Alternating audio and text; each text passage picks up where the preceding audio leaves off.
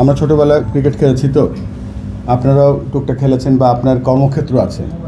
সেই কর্মক্ষেত্র বা আমাদের কর্মক্ষেত্র যে মাঠ, তা আমাদের আমাদের দায়িত্ব। আমরা কিন্তু সবসময় আমি বলি যে এটা এনজয় করার জায়গা না, এটা একটা দায়িত্ব বা এটা একটা ন্যাশনাল সার্ভিস।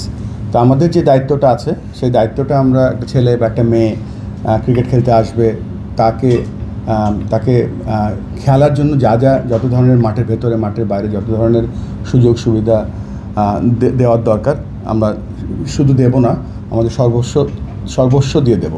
কেননা আমরা চাই না আমাদের এখানে ক্রিকেট খেলতে এসে কেউ অবহেলিত হোক বা কেউ কোনো কিছুর শিকার হোক।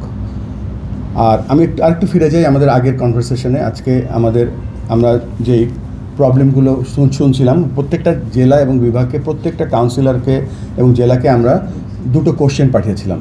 একটা হচ্ছে যে আপনাদের এখন দুটো স্ট্রেংথ কী কী আছে বলেন, আর আপনাদের ইমপ্রুভমেন্টস এরিয়া কী কী দুটো আছে বলেন।